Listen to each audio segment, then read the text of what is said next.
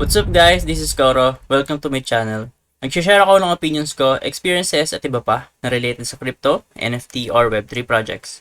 I'm a part of Marites Gaming Guild and Zen Talpakan Guild, mga community na tumutulong para ma-educate ang mga tao about crypto and investing. Hindi kami mga financial advisors at nandito lang kami para tumulong sa inyo.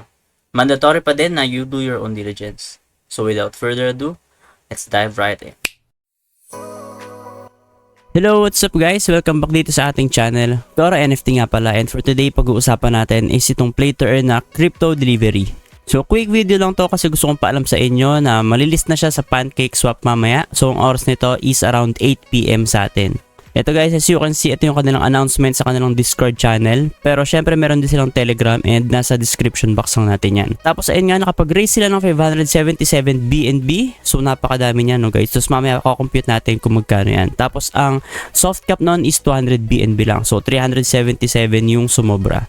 Tapos yun nga, nakalagay dito yung oras, March 14, 12 PM UTC.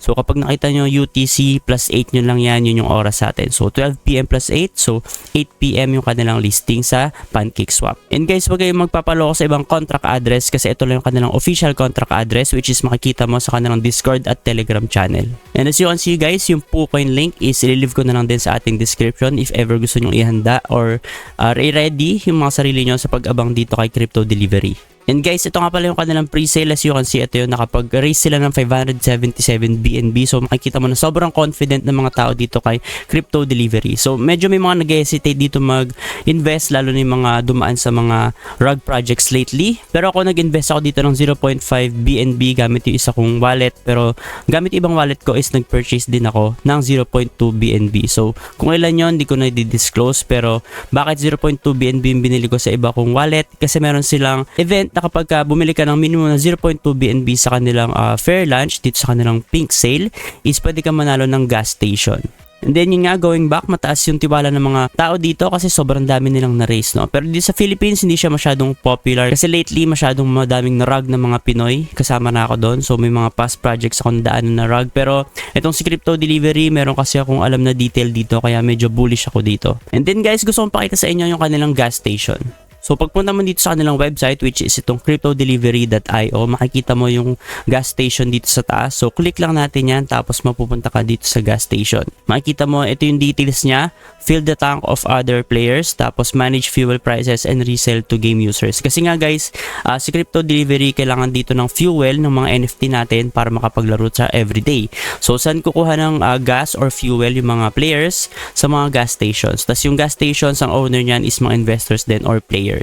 So if gusto nyo malaman kung magkano yan or kung paano makabili ng gas station which is live na siya right now, click mo lang to sa taas yung play now.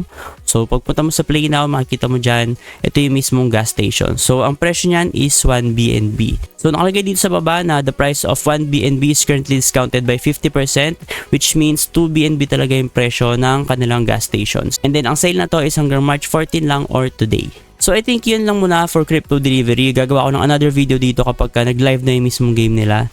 I think yung game nila is magla-launch din ata kasabay ng listing. I'm not sure, or bukas, no? So abang-abangan na lang natin sa kanilang Discord or Telegram.